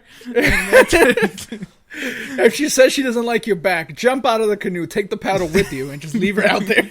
Oh god. No. Okay, so No, all right. that was a joking answer, of course. Yeah. Don't do that. All right, so let's get real though. There's a lot of baggage here. That's why this one's interesting. Yeah, let's first- unpack it first- a little bit. First of all, he's a little to blame because he started this. He introduced her to this guy. He hooked her up with him. So, it's sort of on you. So you got to kind of live with your decision there. But they already broke up once. So chances are they're going to break up again. And now that you know the way you feel, you can facilitate this. You can talk to her, right, when she has her legs over you and where you're teasing her, whatever. Tickling her in the canoe. Yeah, whenever you're tickling her in the canoe. I don't think that you need to wait specifically for those moments. Like, I don't think you need to be like, oh, her legs are rising. Okay, perfect. Right now, I need to tell her. Like, no. You wait. Oh, okay. No, but let her know. Be like, hey, I think it was a mistake me introducing you to that guy. Like, we spent all this time together. We already know each other super well. as the guy's in the canoe as well, he's like, what the heck? Now I'm totally into you, and if you're not into me, I'm gonna jump out this canoe and take the paddles. So are you into me? That's it. It's also like one of those things where sometimes the best relationships start as friendships, and you don't have to the idea of love at first sight or have a head over heels type stuff is usually a physical attraction. But if you have a direct personal attraction, that is even better. But the one thing I would say, kind of on the sort of maybe ridiculous or off the radar spectrum, is be careful that you don't just think that you like her because she now has a boyfriend. It's totally fine to be best friends with a girl and not have it be anything sexual or anything like that. sexual or boyfriend, girlfriend. Maybe this person is in your life to be one of your strongest, most loyal, honest, fun friends, and there doesn't need to be a relationship. So I mean, totally talk to her about it. That's totally fine. But I guess for yourself, do a little introspection and see what is your motive behind all of a sudden liking her. Possibly. Yeah. Unless you've liked her all along. Yeah. And this is the Fault in Our Stars or something. I don't know. For sure. Let's see. Rob the Butcher writes in from the West Coast. What a transition from romance to Rob the Butcher. Yeah. Rob the Butcher says, do you guys ever see Naughty Dog leaving Sony to become a third-party developer? Basically, he talks about that Naughty Dog is so powerful and so popular among the industry. Do you think they'd ever want to pull a Zampella Activision scenario or a Bungie Microsoft scenario and, kind of break away and be able to rake in more money by being a major all-platform developer?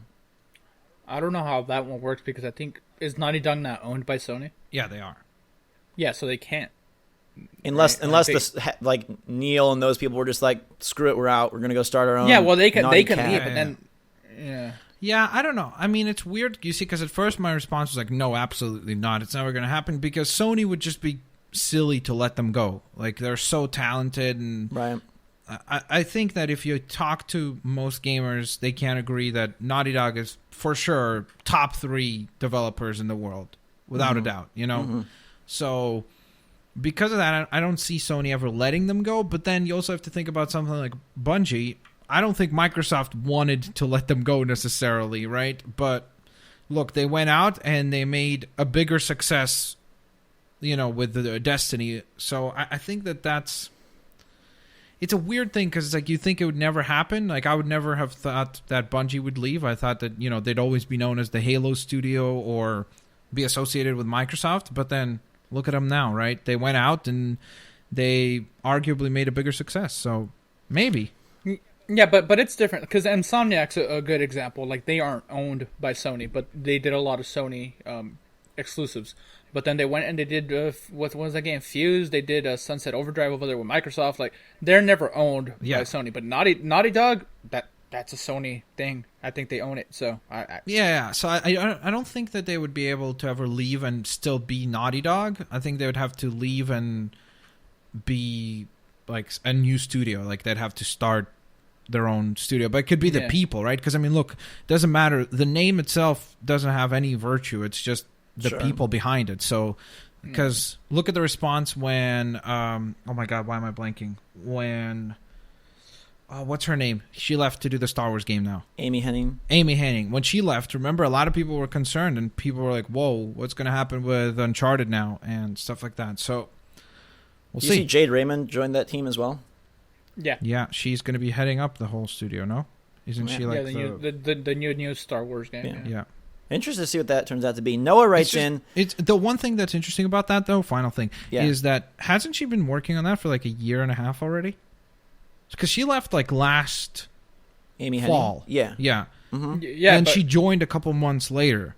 Mm-hmm. But yeah, she's been working on it. Yeah, but then now when Jade came in, in interviews and everything, she says, "Oh, we're just beginning to work on our new project." Well, I think it's a separate game. Oh, you think there's two You think Star there's Wars? two different titles? That was my impression, unless I just read it all wrong. Because Amy did leave a long time, unless she just like left and signed, and that was that. And she's been waiting to start, maybe.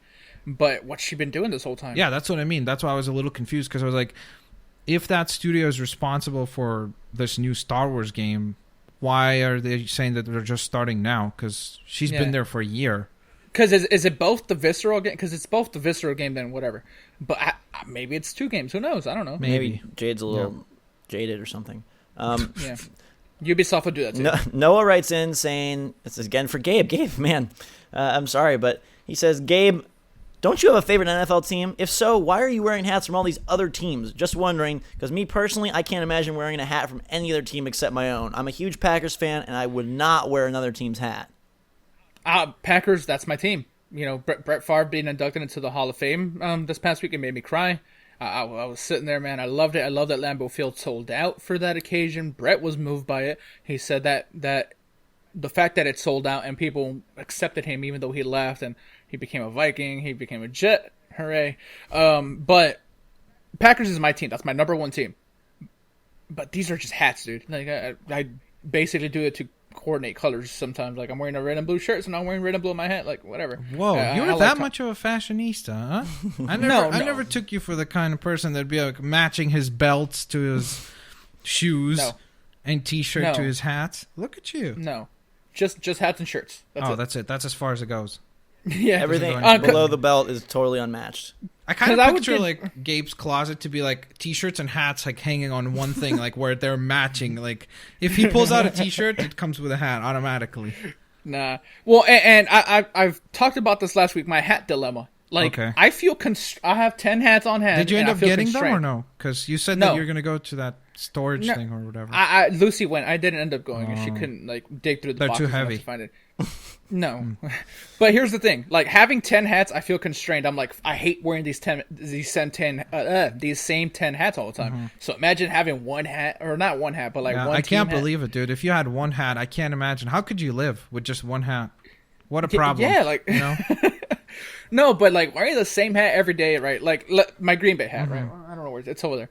All right, so it's like a very like dark green, forest green, I would say, right? So what if I'm not wearing any green that day? What if I'm wearing all black? It doesn't necessarily. Yeah, I think the challenge here is you need to just come up with a hairstyle. Then you don't even need to worry about the hats.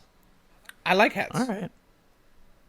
And I can't. No, I do like. I have 2 hats. That's it. But the reason why usually hats is the way to go for me is because I don't want to bother with gel and everything. I don't know. I don't like putting so much gel in my hair all the time. Like I don't know how you do it. Like every single day, I can't gel. I can't. Like I had gel yesterday. That's why today I was like, nope, I can't gel it again. Because does your hair get like dried out or what? No, I don't know. It feels like unnatural. I feel like I have a cactus on my head. I'm just like that. Zach, at E3, we were there how many days? I wore gel once, and it was to the Microsoft party. Mm-hmm. That was it. And I took the whole stupid thing. You kept asking about the whole Gorilla Snot thing. Gabe's gel is called Gorilla Snot. Yeah. Wow. Interesting.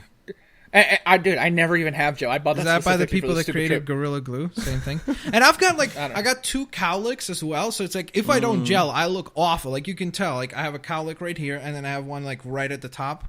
So, it's either gel or a hat. So, yeah, my hair right now is super similar to Max's actually. Nice, sure. Yeah, I don't even notice the gel. I don't know. I guess I'm so used to it. But I will say, for the first 18 years of my life, I never gelled my hair or anything. It was just boring. Yeah. Anyways, this email. I'm glad that you're a fellow cheesehead though. Aaron Rodgers is gonna because he said he's a Packers fan. Okay. This email comes in from a By the way, grad. I like how Zach just threw an insult in there. I just realized that. My hair was boring this whole time. He just insulted both of us. He's like, you have boring haircuts. No, that's not okay, it. go ahead. No. Yeah, keep going. Right. Yeah. Mhm. This is from a grad student. I won't say his college in case he doesn't want to, because he asked us to call him Sexylicious instead of his real name. All right, So he says, Sexylicious. "Dear Destiny hater, ketchup hater, and Max. Oh, look at that. Until about 3 weeks ago, I had the worst commute to work and back. 1.5, maybe 2 hours of traffic either way. Then I found out about your podcast. Now I have the best commute to work and back. Seriously, though, thanks for making my drive filled with many mild chuckles and even more serious laugh-out-loud moments. In any case, I recently bought a car. I like how he calls his car she. She's a 2003 Red Chili Mini Cooper with a manual transmission, my first time driving shift. Within 2 days, predictably, I rear-ended someone. My questions for you today are, what kind of car do you drive? Have you ever driven manual? And what is your dream car? Okay.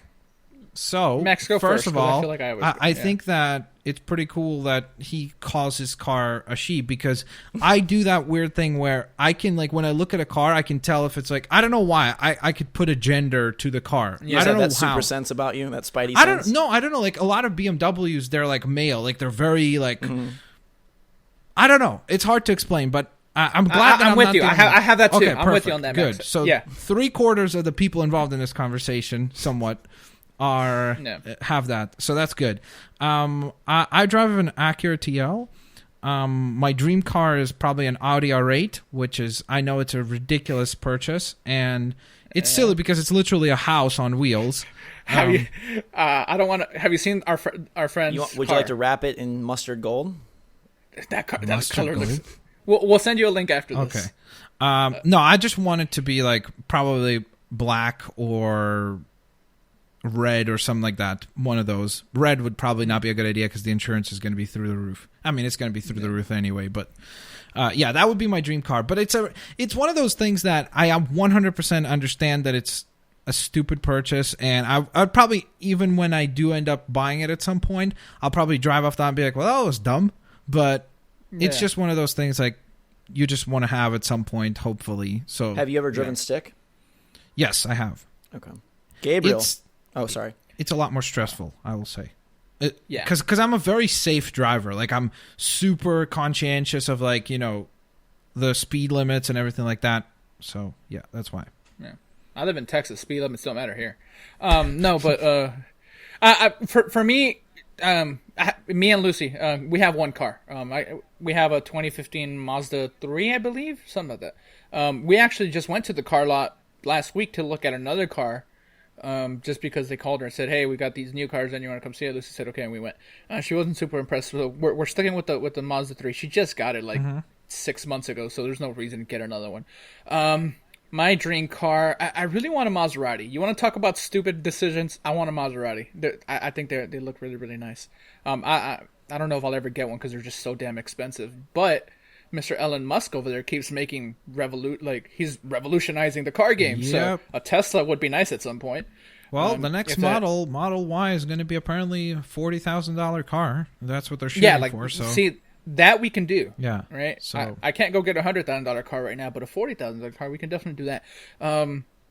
Have I driven stick shift once or twice? I'm not comfortable with it, just because I don't have enough experience, but I know how. But I will say that it is correct that, like, when you drive manual, you do feel the car more. Like, it's a very different driving. It's not as passive. Like, when you're driving automatic, it's literally you put it into drive and you go. Here, you're a lot more participating in the action of driving, so it's a lot more fun in that regard, I guess.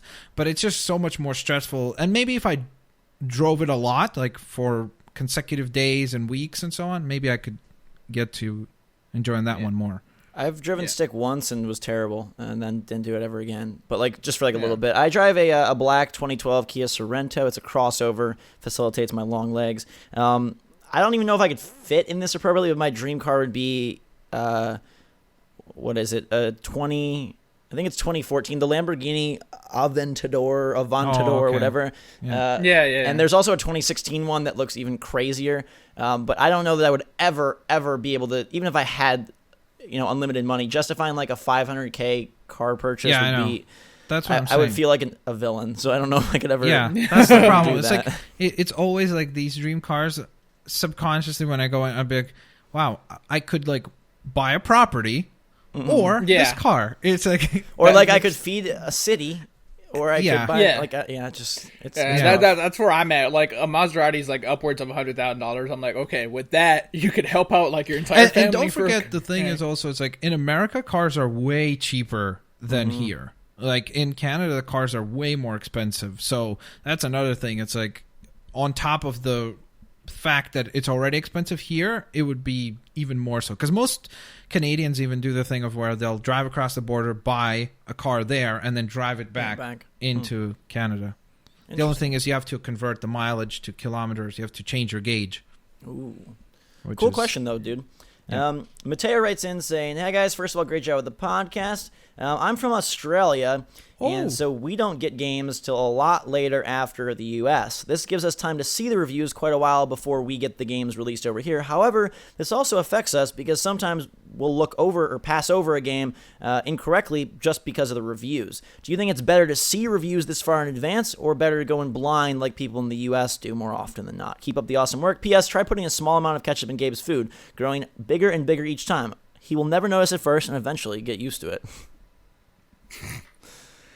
I inspect my food quite thoroughly when I eat it. So, anyways, I thought that was an interesting point. Like, yeah, they see like a totally different perspective of games because they are getting them, significantly later. Like the sort of the conversation has already been laid down. Yeah. But it is, you see, the one thing I will say is like from a consumer standpoint, I almost feel like it's better because you are. Sorry about that. My dog barked. No problem. You're a lot more like open to a lot more information. So you don't need to seek it out or hunt it down or anything like that. It's already presented to you.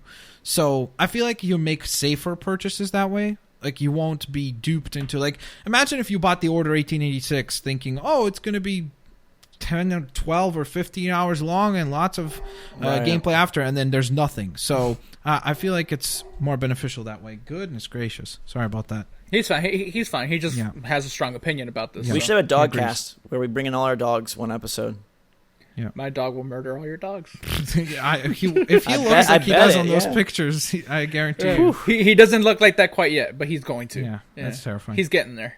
Yeah. Glenn writes in with one of my favorite comments of the week, and not even because of what he says, but because of what it made me think. Hey guys, how's it going? It's Glenn. I love this podcast, and it's the only one I listen to. I have a question for you guys. It's about Batman. Me and my friends want to know what the heck makes Batman a Game of the Year candidate. To me, it looks good, plays good, but I didn't really enjoy it. The Arkham Knight reveal was way too obvious. There's no real boss fights with Scarecrow. Scarecrow isn't even really the main villain. The Batmobile is a letdown. I'd rather play Arkham City. He goes on, but the thing that he says, like, how can you love the ending? It was just a cutscene. You don't even get to fight anyone. The thing that I found really interesting about this, and maybe it just applies to me, but I feel like more and more people are judging games by all of these, like, almost superficial elements as opposed to the actual game mechanics. Like, not once in there is he really talking about, like, I guess the Batmobile a little bit. He's not really talking about, like, the fighting or sort of the experience of flying as Batman. Like, it's all about, like, oh, it was just a cutscene. We didn't get to, the Riddler or the Scarecrow or Arkham Knight. Like, so much of that is, like, this experiential stuff and so little on actual, like, controller in your hand moments. Like, that's what I love about Nintendo and why, in spite of their sort of silly nature and some of their stupidity with their releases, I love them for that. And I feel like when we talk about GTA, when we talk about The Witcher, when we talk about whatever, like, the fact that maybe they don't control well or don't have a lot of great mechanics or aren't really even that interactive gets totally, like, shifted to the side these days. And I don't know if that's just because of the exposure of gaming to a wider audience or just the preference of the current populace, but I thought it was interesting to consider, like, a lot of people when they're evaluating a game don't even seem to think about the game part of, like, the playing part of it very often. Well, I think that's exclusive to Batman. I think, like, because it's the same gameplay. Yeah, but like, even like with GTA and about like the Witcher, the controls in those games are not very good at all, and no one really considers that or mentions that. It's all about the story or the dialogue or you can be this crazy person in a city. You can do this heist. Press A to heist. There's a slight contradiction in what you're saying because you say that you want, like, story, linear story-based games as well. Like, people want a good story. People want to be satisfied. If they're playing a game for 10, 15 hours, they want to be satisfied by the ending. For sure, but what about mechanics? Straight up, like, mechanics that I feel like get totally passed over. because the mechanics in Arkham Knight are the mechanics that were in the other Batman games. Like, they're not dramatically different. But to me, that's the best part of that game, and why I would give it. This is the fourth time you're doing it. Yeah, it's but the it's exact also same thing. like, okay, but it's like saying, hey, what about Mario? The mechanics have been the same for 25 years. Yeah, they sure have. Because you can't, like, imagine what did you expect? Okay, Arkham Knight. This time we're gonna make it feel like Sonic. Press A to roll into a ball. Press right bumper to jump in the air. Press X to dive. It just wouldn't work. Like, of course you have. Like, look, it's a game in a series. It has to maintain some of the things it has done before. And that's there's fine. a good reason why almost every third-person action game has stolen this combat system and has done like the same thing, because it works. It's satisfying and it's fun to play. So. I feel like it falls flat on its face, because I don't understand that argument of people saying, well, it's just the same thing again. Well, I think you misunderstood my argument. Okay, but what do you mean? Like, because I think the combat in Batman is fantastic. That's not my issue. I'm not saying, make it different. That's not what I'm saying. What I'm saying is that's why it's not being brought up. Like, people aren't talking about, like, when a new Mario game comes out, people aren't saying, oh, look at the way he jumps. Of course not, because that's the way he jumps. Like, I'm just saying that's why Batman's combat isn't. No, but okay, you're not the only person, though, that brought up the fact that Arkham Knight feels the same, right? But then... Well, I didn't even bring it up. I'm just saying that's why it's not being brought up. That is a universal... Like, I've heard many people bring up the fact that they didn't introduce anything new. But then you talk about the one big mechanic that they did introduce, which is the Batmobile, and everybody hates it. Or majority of people really don't like it. Yeah. So... Yeah, it's weird. It's a weird thing, because I feel like you're damned if you do and you're damned if you don't. It's like when they do something new, people don't like it, but then when they don't do anything new, people are like, "Well, how dare you not innovate? Like, you're doing the same thing." And that sucks. But for something like this, right, for a game that is so similar to past entries in the series, and we can agree that it is, right? It's similar. Not that that's a bad thing, but it is similar. Then you expect the story to carry it, right? Yeah, I think it did. And the Joker thing was incredibly innovative, and it was possibly a better story than Arkham Asylum. I think innovative is a weird way to say it, but it's a strong story to some. For some, the whole Arkham Knight thing was a letdown for me. That Arkham Knight thing specifically but was you a see, letdown. the thing is, when we discuss that again, I don't know. Well, whatever. I guess we could get spoilers if we want, but at this point, I guess. So, spoiler alert. We'll probably spoil some things if you didn't know about who the Arkham Knight is. But I almost feel like, to you and to a certain extent to me as well, I wasn't as disappointed about it. But the fact that we have a preconceived notion of who Jason Todd is and previous interpretations of him impacted our enjoyment. But Absolutely. If you didn't know who Jason Todd is, or you didn't know much, like Zach, for example, I'm sure you didn't have any issues with it, because you weren't like, well, he's the Red Hood, and that's essentially the same thing. It's like they just reinterpreted it. And if I look at it that way, it's like it's a pretty well told story. It's not amazing, and it's not like, something that's like, oh my God, what a complex character study or anything like that. But I don't think there's very many stories like that anyways in gaming, to be quite honest. A lot of the stories that we think, oh my God, it's incredible, if you really break it down, it's not all that mind-boggling. So I think that the story did well. I don't know, Arkham Knight's a weird game. I almost feel like it's one of those games that there's a group of people where it's cool to hate it. Like, it's like, oh, it's just the same stuff over and over again. But when you try to like get those people to explain it more, 9 times out of 10 they default to their argument being basically on the Batmobile, which, to be fair, some people like it, some people don't. So I understand that. That's a fair criticism of the game. Yeah.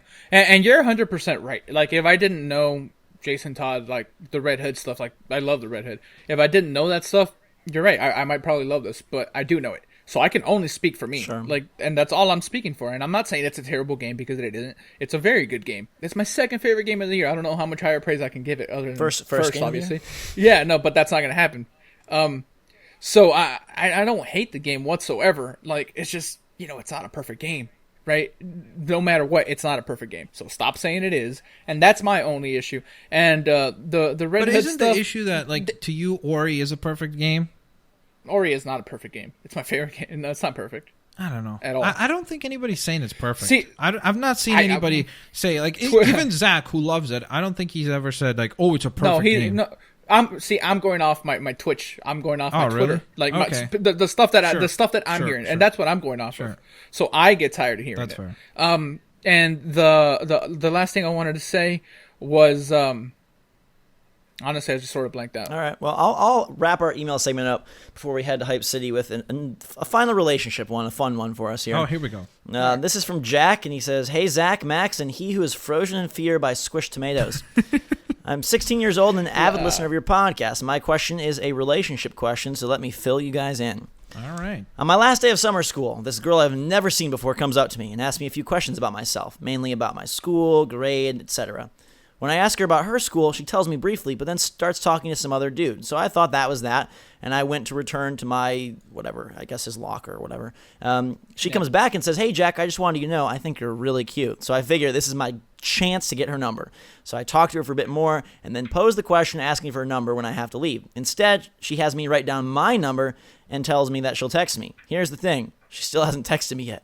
I wondered what you guys would do in this situation, and if you think she'll ever text me or not. There's only one thing to do in this situation, which is nothing. What are you gonna do? What are you gonna do? Seek her out, go through the summer school roster and find her name.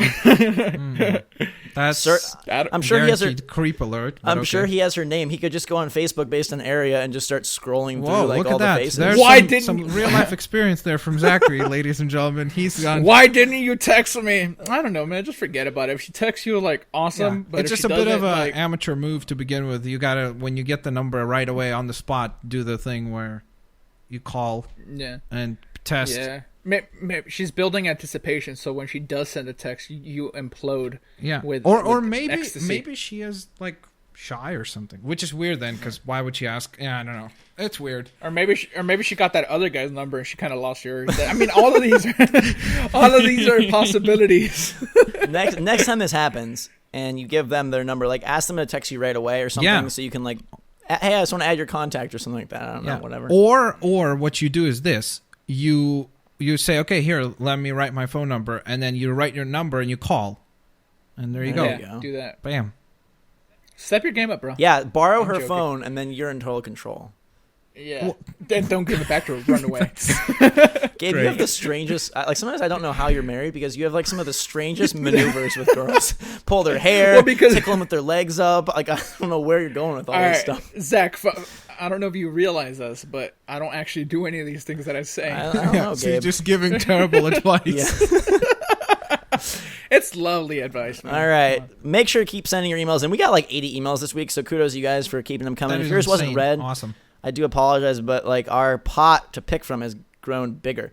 Feel free to keep sending to can'tstopasking@gmail.com. Pretty soon we might become Can't Stop Emailing as the name of our podcast. Hopefully some new games will be showing up soon. Let's move to Hype City, though. Anything on your radar this week that you're excited for? All right. Not all at once, guys. Let's not all jump in mean- at once. I'm starting to do mock drafts for the fantasy season. Okay. I'm gonna be in I'm gonna be in like 5 leagues this year. How do you manage that? I can only do one because I don't liking like 50 players.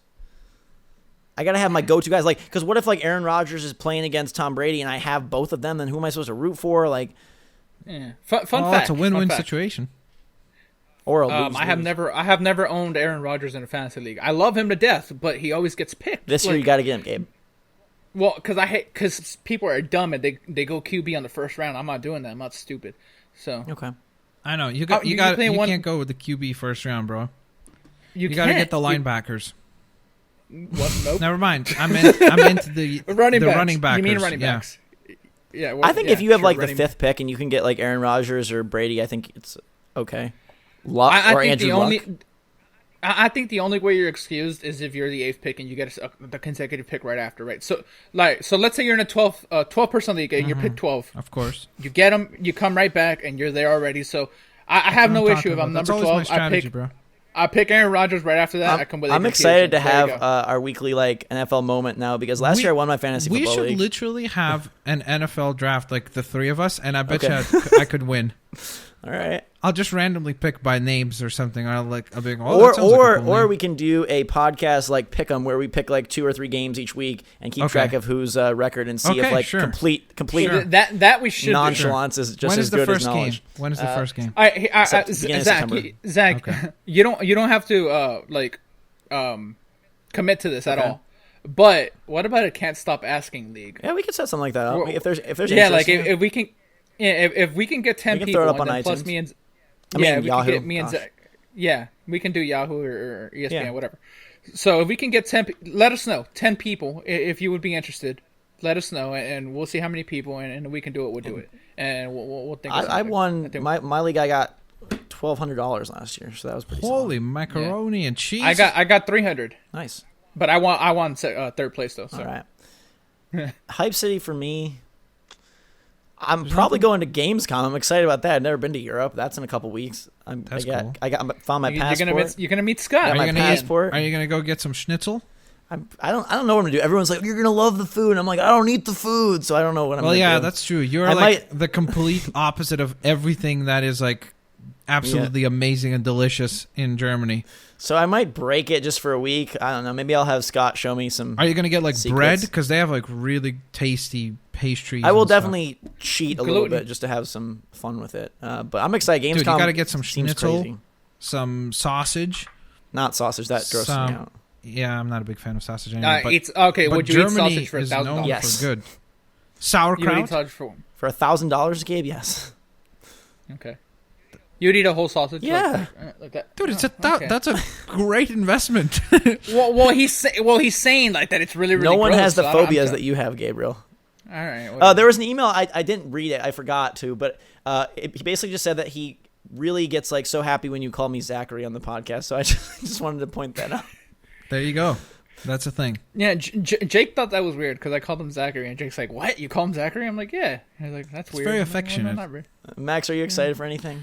I don't know if there's anything soon-ish coming up. I was excited to watch Ant-Man. We didn't cover that at all. Oh gosh, yeah.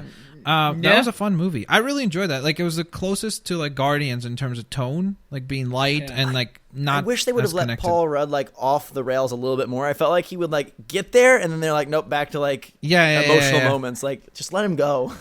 Marvel can't get villains right though, and that upsets me. Yeah, that's true. That's the one thing they still don't have. Is like, except for Loki, they don't have any interesting villains. Unfortunately, I mean, they have interesting characters as villains, but they never actually like flash them out in any way. Yeah. So, and I thought Yellow Jacket was. And I thought Michael Pena was hilarious. Yes, remember? Yeah. There's nothing that's gonna stop helping us, Scott. Back it up. Back it up. Back it up. Nice and easy.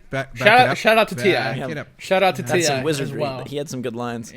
My favorite part though is when the Thomas the Tank Engine train got like gigantic and just blew up through the house. That was amazing. What about when they like had the ant and they made it huge?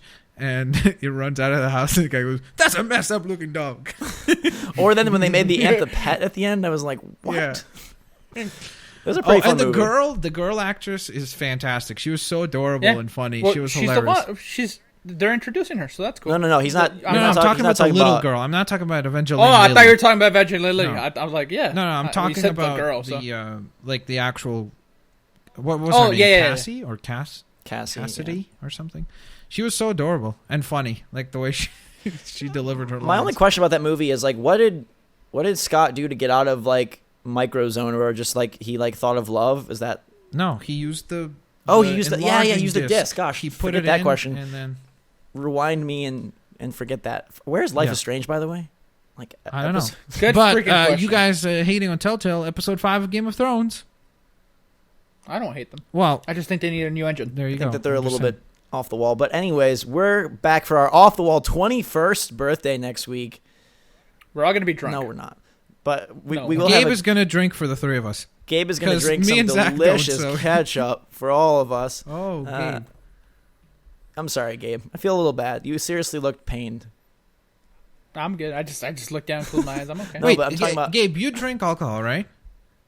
Have you ever drank that like really popular like tomato juice alcoholic drink with the one you're talking about Clamato? Yeah, the one that comes with the celery stick or stuff Oh, No, I drink liquor. because I was gonna don't say that's drink. close to ketchup.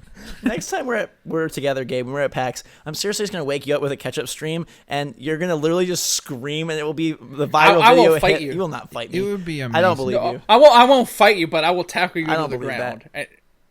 I don't will. believe you have that in your heart. Well, I might. I don't know, but you're bringing it out of me with the ketchup. All over your face. I just picture you waking up and being like, just like screaming. What if it gets really bad though, and he faints or something? I'm like, oh god, I just killed this man in my hotel room. I doubt that happens, but I might tackle you. I won't hurt you, probably. I might hurt you like a Probably. little bit. I think if but- you tackle me, it would hurt. Not to be like mean or whatever, but Yeah, it would I hurt. gained some weight, by the way. I'm over 150 now. I'm losing a little bit of weight. I'll show you this picture afterward. I'm not naked or anything. Like, it's not one of those pictures. So awkward. Because that sounded mad why weird. do you have to have always an awkward moment No. towards the end? Nah, dude, nah. Because look, I had a friend. I said, hey, look, like I lost a little bit of weight. I didn't even know. Let me show you this picture. He's like, you better not be without a fucking shirt in the picture. I'm like, no, I'm not doing that. That's what I meant. I'm That's sorry. a very adamant friend. Good deal. Or maybe I will be naked in this Oh, picture, jeez. Zachary, just for you. All right, well, if I don't make it back next week, you know why. You can follow us on Twitter, twitter.com/VolatileGabe, twitter.com/Blitzwing, twitter.com/GhostRobo to keep tabs on all of our ketchup and naked antics, I guess. And until next week, everyone, thanks so much for writing in. Thanks for reviewing us on iTunes. Can't stop asking at gmail.com if you'd like to be read. If you're not read on the show, I read every email, so you're still getting read. You're just not getting read. And we will hopefully eventually read it. It's just that there's only a certain amount of time for that week. So, but keep sending them in. Yeah, is the amazing key issue. interaction lately, guys. Thank you so much. Have a fantastic week. Be safe. Till next time, we will see you all later.